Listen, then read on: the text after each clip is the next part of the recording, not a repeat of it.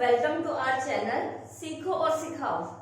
तो हमने last video में बात की थी पेपर नंबर यूनिट 2.1 की। तो आज हम बात करेंगे 2.2। तो हमारा पेपर का नाम क्या है? Educational psychology. और ये पेपर हमारा 2 है, जिसकी यूनिट 2 थी नेचर ऑफ चाइल्ड डेवलपमेंट, जिसमें से हमने चाइल्ड डेवलपमेंट हमने लास्ट वीडियो में हमने कर लिया है। आज हम देखेंगे principle of growth and development. Growth and development के क्या क्या प्रिंसिपल होते हैं ये हम आज की वीडियो में सीखेंगे। तो आइए स्टार्ट करते हैं। ग्रोथ एंड डेवलपमेंट, सबसे पहले हम ये जान लेते हैं ग्रोथ एंड डेवलपमेंट क्या होता है। Growth and development occur through out the life span. मैंने आपको बताया था कि जो ग्रोथ एंड डेवलपमेंट है वो हमारे जीवन काल में ही होती है, हमारे पूरे लाइफ स्पैन में ही होती है, जीवन काल में। क्योंकि वॉर्म से टॉम तक ये जो हमारा जो जीवन काल है इसमें हमारी ग्रोथ और डेवलपमेंट चलता रहता है। ग्रोथ हमारे एक टाइम पीरियड पर आके रुक जाती है, लेकिन जो हमारा डेवलपमेंट है वो हमारे ओल्ड एज तक चलता रहता है, वो हमारे मरने के बाद ही रुकता है। Growth implies an increase in size such as height and weight। तो ग्रोथ क्या कहाँ इम्प्लाई करती है? ग्रोथ सिर्फ ये नहीं, ग्रोथ का मतलब ये कि हमारी हाइट बढ़ना, हमारी हाइट या फिर वेट में जो साइज हमारा इंक्रीज होना, इंक्रीज इन साइज, जो भी हमारा साइज में इंक्रीज होगा वो हमारी ग्रोथ में आएगा, क्या वो हमारी हाइट में हो या फिर हमारे वेट में हो। Second, development refers to the acquisition of skills and abilities that takes place throughout the life. Development हमारा कहाँ, डेवलपमेंट में हमारी कौन कौन सी स्किल्स आ जाती है? हमारे इमोशनल, हमारी फिजिकल, हमारी बिहेवियरल, जितनी भी ओवरऑल डेवलपमेंट होता है वो हमारा चलता रहता है। ये सारे जितनी भी स्किल्स होती हैं वो हमारे डेवलपमेंट में आती हैं, क्योंकि ग्रोथ एक टाइम पीरियड पे आके रुक जाती है, लेकिन जो हमारा डेवलपमेंट है वो हमारा चलता रहता है, क्योंकि हमारे इमोशंस हमारे टाइम के साथ साथ हमारे में चेंज आते रहते हैं और डेवलप होते रहते हैं। तो हम जब छोटे होते हैं तब हमारे इमोशंस अलग होते हैं, जैसे जैसे हमारी ग्रोथ होने लगती है तो हमारी ग्रोथ के साथ साथ जो हमारे वो इमोशंस है, हमारे बिहेवियर है, हमारे इंटेलेक्चुअल स्किल्स है, सारी चीज डेवलप होती रहती हैं लाइफ के साथ साथ। ये नहीं कि सिर्फ हमारी अगर ग्रोथ हमारी एक हाइट है हमारी एक समय पे आके रुक गई है तो हमारा डेवलपमेंट रुक जाएगा, नहीं, हमारी सब स्किल्स का जो डेवलपमेंट है वो चलता ही रहता है। तो हम पहला प्रिंसिपल देखते हैं क्या है, यूनिफॉर्मिटी ऑफ पैटर्न। इसका मतलब क्या है? Growth and development follows a pattern और सीक्वेंस। जो ग्रोथ एंड डेवलपमेंट है वो एक सीक्वेंस को फॉलो करता है। ये नहीं कि जैसा आपने देखा कि पहले बेबी, फिर वो चाइल्ड, फिर वो यंग होता है, फिर वो टीनेज में आता है, फिर वो मैच्योर होता है, उसके बाद एडल्ट होता है, उसके बाद ओल्ड एज में आता है। तो ये सारे एक सीक्वेंस में चल रहा है, जैसा आप इस पिक्चर में देख सकते हैं कि वो सीक्वेंस में चल रहा है। ये नहीं कि बच्चा अगर एक बेबी है वो ऐसा है तो ये नहीं कि वो डायरेक्ट किसी स्टेज पे पहुंच जाएगा, नहीं, उसको एक सीक्वेंस फॉलो करना है। तो ग्रोथ एंड डेवलपमेंट एक सीक्वेंस है या पैटर्न फॉलो करता है, वेदर एनिमल और ह्यूमन, चाहे वो एनिमल में हो या फिर ह्यूमन में हो, किसी में भी हो, वो ग्रोथ एंड डेवलपमेंट का जो एक सीक्वेंस है, जो पैटर्न है उसको फॉलो करता ही है। follows a pattern of development peculiar to it। All children follow a development pattern with one stage leading to the next। हर बच्चा, सारे बच्चे एक स्टेज को आप देखेंगे, बच्चा है तो वो अगले स्टेज को पार करने के लिए जिसको पूरा पैटर्न है उसको फॉलो करेगा। ये नहीं कि वो यहाँ से इस स्टेज पे आ जाएगा, नहीं, जो नेक्स्ट स्टेज पे पहुंचेगा जो भी सीक्वेंस है पहले वो उसको ही फॉलो करेगा। It can be seen in 2 direction. हम इसको 2 डायरेक्शन में देख सकते हैं कि कैसे कैसे ये जो हमारा ये जो सीक्वेंस है वो कैसे फॉलो होगा। अब हम आगे स्लाइड में देखते हैं। पहला है सेफलोपोडल सीक्वेंस। तो पहला हमारा कौन सा सीक्वेंस है? Cephalocaudal. Describe the direction of growth and development. इसमें ये क्या डिस्क्राइब करता है? हमारे डायरेक्शन ऑफ डेवलपमेंट और ग्रोथ के जो भी ग्रोथ एंड डेवलपमेंट के जो भी डायरेक्शन है वो ये सेफलोपोडल सीक्वेंस डिस्क्राइब करता है। The child gains control of the head first. जो चाइल्ड है सबसे पहले क्या कंट्रोल करना सीखता है? फर्स्ट जो होता है अपने हेड से, देन द आर्म्स। सबसे पहले वो अपने दिमाग से हर चीजें कंट्रोल करना सीखता है, फिर उसके आर्म्स में आती है, फिर देन लेग्स में। आपने देखा होगा बच्चा जब होता है तो वो अपने पूरे हेड से ही हर चीज वो बताता है, वो हाथ पैर हर चीज बाद में आती है। तो सबसे पहले जो उसका डेवलपमेंट होता है वो सबसे पहले हेड का होता है, जो कंट्रोल पावर जो आती है वो हेड में आती है, उसके बाद आर्म्स में जाती है, उसके बाद लेग्स में जाती है। In fact develop control of the head and face. जो बच्चा होता है उसका जो डेवलपमेंट होता है सबसे पहले हेड और फेस का होता है। Next they gain control over leg and able to crawl. जब उसके बाद सबसे पहले वो क्या उसका डेवलप होता है, हेड और फेस का जो डेवलपमेंट होता है वो उसको कैसे कंट्रोल करना। क्योंकि आपने देखा होगा बच्चा फेस और हेड इससे ही अगर बच्चे को कुछ चाहिए होता है तो वो रो के बताता है, तो उसका फेस और हेड कंट्रोल जो डेवलपमेंट होना स्टार्ट हो जाता है, तो वो चीजें अपने हर इमोशंस वगैरह शो करता है। उसके बाद वो नेक्स्ट क्या कंट्रोल करता है, उसके लेग्स। उसके बाद वो क्या करता है, वो क्रॉल करना शुरू करता है, फिर वो स्टैंड करना, फिर वो वॉक, फिर जंप, फिर क्लिंग चढ़ना। डे बाय डे सारी चीजें उसकी सबसे पहले उसका हेड और फेस पे कंट्रोल होता है, उसके बाद उसके किस पर आता है, लेग्स पे। पहले वो क्रॉल करना, फिर उसके बाद खड़ा होना सीखता है, फिर वो चलना सीखता है, फिर वो जंप करना, फिर वो क्लिंग करना। ये डे बाय डे ये सारी चीजें उसकी डेवलप होना शुरू हो जाती है। सेकंड क्या है, तो आपने इसमें क्या देखा, ये हमारा हेड से स्टार्ट होता है, हेड, फिर आर्म्स, देन लेग्स। और सेकंड क्या है, प्रोक्सिमोडिस्टल सीक्वेंस। पहला था सेफलोपोडल सीक्वेंस, सेकंड है proximodistal sequence. This also describe the direction of growth and development. ये भी ग्रोथ एंड डेवलपमेंट के डायरेक्शन को डिस्क्राइब करता है। The direction is centre to outwards. ये सेंटर टू आउटवर्ड्स होता है। ये तो हमारे हेड से ही स्टार्ट होता है, लेकिन हमारे सेंटर यानी हमारे बिल्कुल सेंटर से स्टार्ट होता है। Spinal cord of the develop first. इसमें जो हमारी स्पाइनल कॉर्ड होती है, स्पाइनल कॉर्ड जो हमारे यहाँ होती है, ये डेवलप होती है first, and then the other parts of the body. उसके बाद हमारे अदर पार्ट्स जो है बॉडी के वो डेवलप होते हैं। इसमें हमारे पहले इसमें क्या हमारी चीजों पे कंट्रोल करना डेवलप होता है, और इसमें हमारी बॉडी के पार्ट्स पे का डेवलपमेंट होता है, और इसमें सबसे पहले हमारी स्पाइनल कॉर्ड का डेवलपमेंट होता है। तो आपको अगर क्वेश्चन आ जाए स्पाइनल कॉर्ड का कि नंबर में क्वेश्चन आ जाए कि स्पाइनल कॉर्ड कौन से उसमें डेवलप होती है, कौन से प्रिंसिपल में अप्लाई करते हैं, सबसे पहले स्पाइनल कॉर्ड कौन से कैसे डेवलप होती है, कहाँ डेवलप होती है, तो आपको पता होना चाहिए प्रोक्सिमोडिस्टल सीक्वेंस में डेवलप होती है। और आपको ये पता होना चाहिए ये सेंटर टू आउटवर्ड होता है, और ये हेड टू सबसे पहले हेड में होता है, देन आर्म्स, देन लेग। तो आपको ये सीक्वेंस याद होना चाहिए, सेफलोपोडल का हेड, आर्म्स, देन लेग्स, और इसका आपको ये पता होना चाहिए सेंटर टू आउटवर्ड्स। और इसमें सबसे पहले हमारे स्पाइनल कॉर्ड डेवलप होती है। आप पिक्चर में देख सकते हैं सेफलोपोडल हेड टू फुट। सबसे पहले आपके हेड, फिर फुट तक जाएगा, हेड, फिर आर्म्स, फिर फुट, वो एक सीक्वेंस में आएगा। और प्रोक्सिमोडिस्टल मिड लाइन टू एक्सट्रीमाइड्स, वो हमारे मिड लाइन से, हमारे बिल्कुल सेंटर से आउटवर्ड जाएगा। अब हमारा सेकंड प्रिंसिपल है principle of continuity. Growth and development is continuous process. मैंने आपको बताया था जो ग्रोथ एंड डेवलपमेंट है वो हमारे कंटिन्यूअस प्रोसेस है, ये चलता रहता है।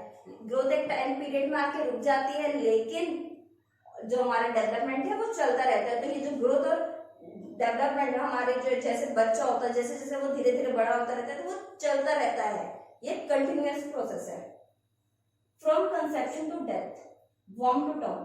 कहाँ से, जो हमारी ग्रोथ एंड डेवलपमेंट है, हमारे वॉर्म से लेकर टॉम तक का जो हमारा टाइम पीरियड होता है, हमारी लाइफ स्पैन जो होती है, इसमें जो भी हमारा ग्रोथ एंड डेवलपमेंट है वो चलता ही रहता है। जो हमारा डेवलपमेंट है वो हमारे मरने पर ही रुकता है। Leads to child to be an adult. इसमें क्या होता है, जो बच्चा होता है इसमें वो बच्चा एक उसको कंटिन्यूस प्रोसेस होता जाता है, इतना होता जाता है ग्रोथ एंड डेवलपमेंट कि वो एक बच्चा एडल्ट बन जाता है। जैसे कि आप इसमें देख सकते हैं कि बच्चा वॉर्म में होता है, फिर वो बेबी होता है, फिर वो एक यंग एज में आता है, फिर वो एडल्ट, फिर वो ओल्ड एज में आता है, देन उसके बाद वो टॉम अपनी कब्र में पहुंच जाता है। तो ये जो पीरियड है तो कंटिन्यूअस है। Adulthood changes to old age, जो हमारी एडल्टहुड है वो एडल्टहुड के वाली जो स्टेज है, एडल्टहुड वाली हमारी चेंज हो जाती है हमारी ओल्ड एज में। यहाँ पे क्या हो रहा था, हमारा जो बच्चा है वो एक एडल्ट बन जाता है। जो हमारा ये बच्चा है वो एडल्ट बना, जब वो एडल्ट बन जाता है तो एडल्ट चेंज होके हमारी ओल्ड एज में आ जाती है। Then comes the death which ends the life cycle. जब हम अपनी ओल्ड एज पर आ जाते हैं तो उसके बाद हम अपने जो लास्ट हमारी स्टेज क्या होती है, डेथ, जो हम जहाँ पे हमारी जो लाइफ साइकिल है वो खत्म हो जाती है। तो ये जो हमारा जो डेवलपमेंट है ये और ग्रोथ है ये इसमें चलती रहती है, कंटिन्यूसली चलती रहती है, कंटिन्यूस प्रोसेस में आगे चलती रहती है। तो ये हमारा कौन सा है, प्रिंसिपल ऑफ कंटिन्यूटी। जो हमारी ग्रोथ और डेवलपमेंट है वो कंटिन्यूटी, वो चलती रहती है।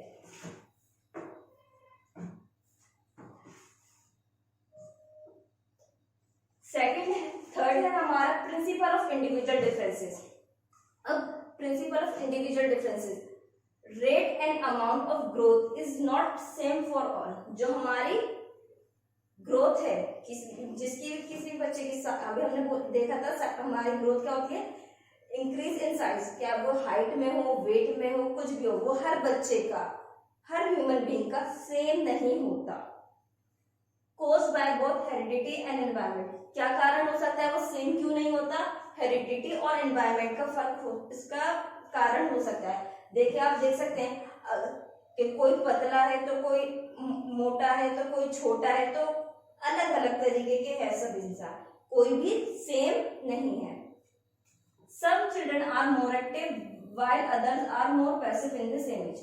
आप किसी भी एक एज के दो बच्चे देखेगा, हो सकता है कोई बहुत ज्यादा एक्टिव और कुछ हो सकता है कोई बहुत ज्यादा शांत हो, कोई एक तो बच्चा इतना एक्टिव हो कि वो हर चीज बहुत अच्छे से कर रहा है, बहुत जल्दी जल्दी कर रहा है, बच्चा ऐसा हो सकता है कि वो बहुत उसी काम को बहुत धीरे धीरे, बहुत आराम से हो गया तो ठीक, नहीं हुआ तो बहुत धीरे धीरे। तो ये जो डिफरेंसेस हैं वो अलग अलग हो सकते हैं। इसका कारण क्या हो सकता है, हेरिडिटी और environment. Some children will walk at 10 months. आपने देखा होगा कुछ जो बच्चे हैं वो जल्दी चलना शुरू कर देते हैं, वो बस 10 महीने के होते हैं वो चलना स्टार्ट कर देते हैं। Other walks are few months older at 18 months. और कुछ बच्चे जो होते हैं आपने देखा होगा वो बहुत देर से चलना सीखते हैं, 18 मंथ्स के जब हो जाते हैं तब चलना सीखते हैं। आपने देखा होगा घर में या कहीं भी कि कुछ बच्चे जो होते हैं जो बहुत ही जल्दी बोलना शुरू कर देते हैं, और कुछ बच्चे जो होते हैं वो बोलते ही नहीं है, 2 साल के हो जाते हैं, वो 3 साल के बाद बोलना शुरू करते हैं। तो ये सारी चीज, तो ये किस चीज का इफेक्ट पड़ता है, हेरिडिटी एंड एनवायरमेंट का इफेक्ट इसका कारण हो सकता है।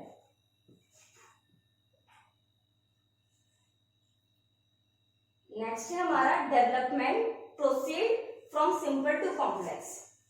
अब हमारा जो डेवलपमेंट है वो कहां से होता है, वो सिंपल टू कॉम्प्लेक्स होता है। At first they are able to hold the big things. अगर बच्चा कोई भी बड़ी बड़ी चीजों को, सबसे पहले क्या करेगा, बड़ी बड़ी चीजों को होल्ड करना सीखेगा। वो पहले ये नहीं करेगा कि वो पेंसिल उठाएगा, नहीं, वो पहले बड़ी बड़ी चीजें जैसे चेयर, बॉल, इनको पकड़ना सीखेगा यूजिंग देयर बोथ आर्म्स, और अपने दोनों हाथों को यूज करके। ये नहीं सिर्फ वो एक हाथ से पकड़ लेगा, नहीं, अगर वो बॉल पकड़ेगा तो दोनों हाथ से, बलून पकड़ेगा तो दोनों हाथ से। अगर वो, आपने देखा होगा छोटा बच्चा फीडर भी यूज करता है तो वो दोनों हाथ से ही पकड़ता है। तो वो पहले बड़ी बड़ी चीजों को होल्ड करना सीखे, वो भी अपने दोनों आर्म्स का यूज करके।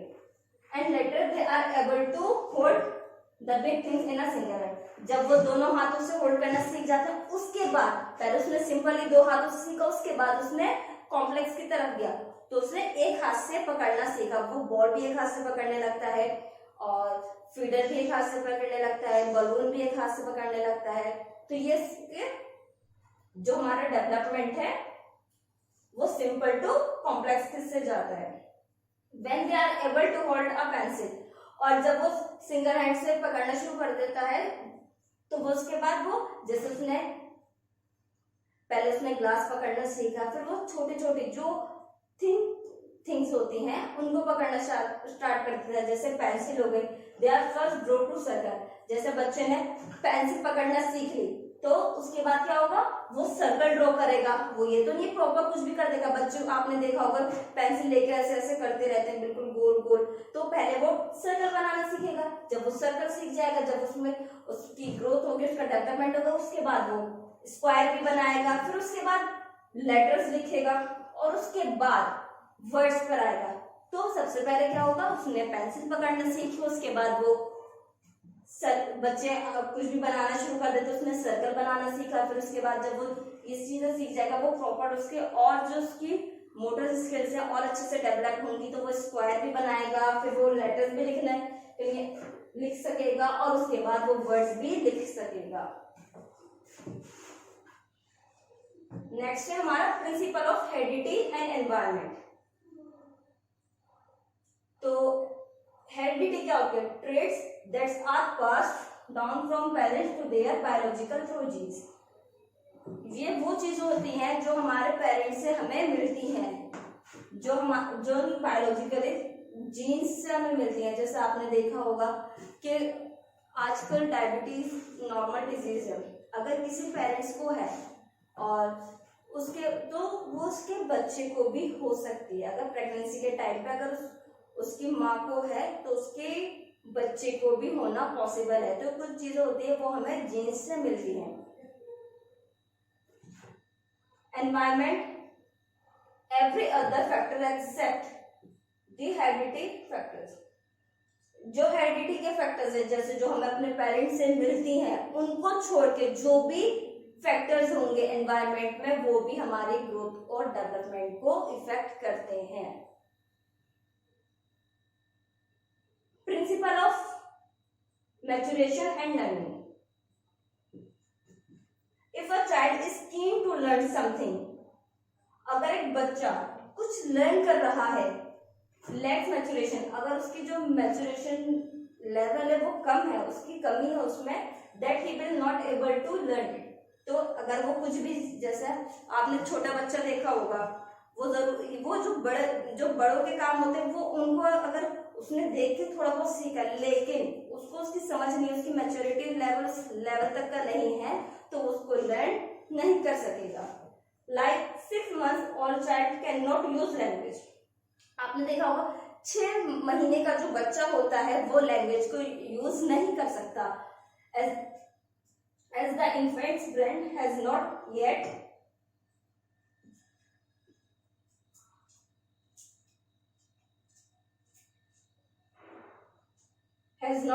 attained that maturity level to talk।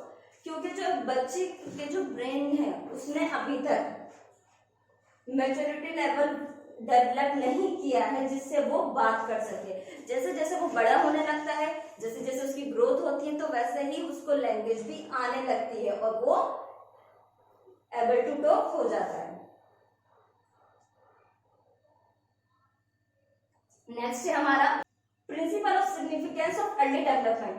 Early childhood experience have more impact on the development of the child.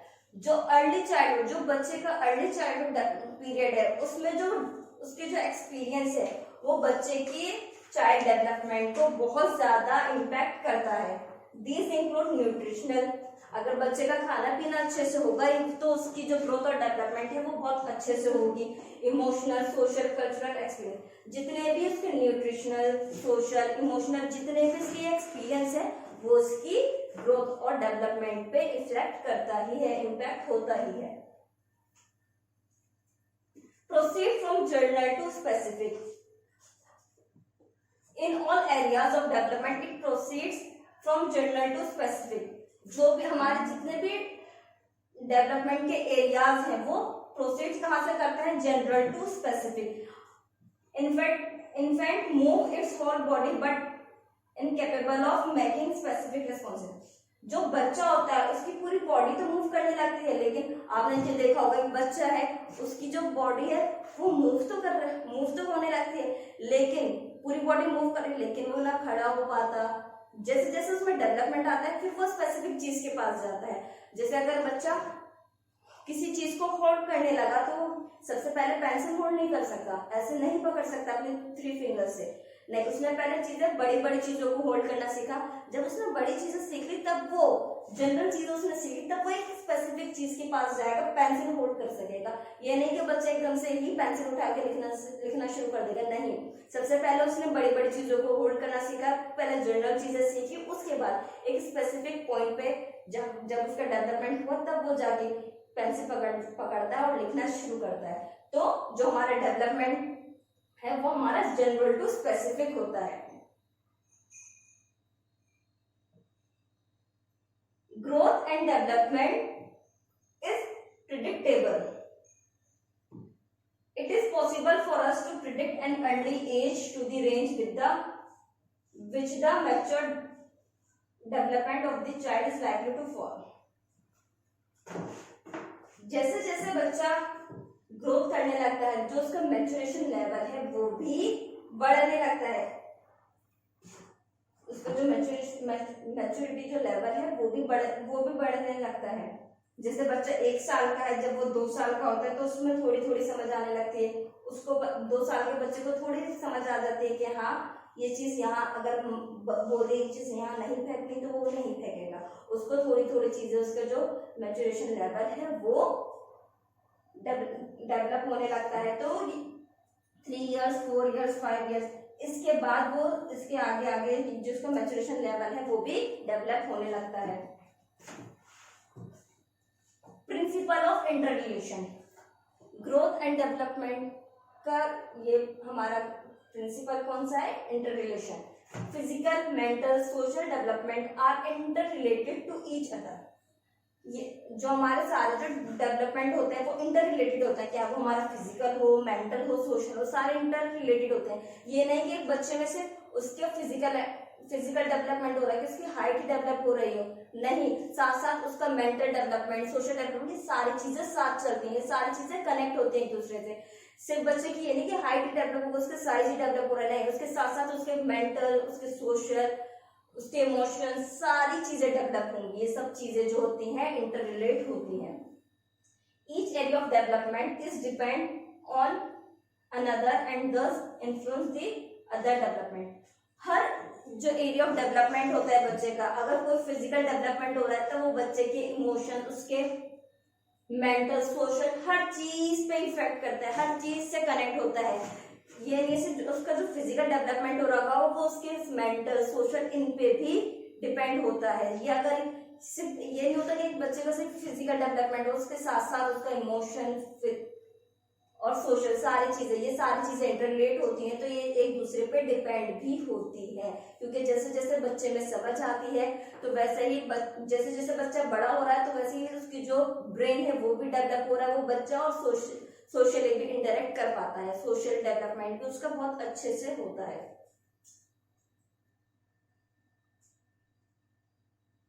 तो थैंक यू, आज की हमारी ये सेशन यही समाप्त होता है। होप आप सबको समझ आया हो।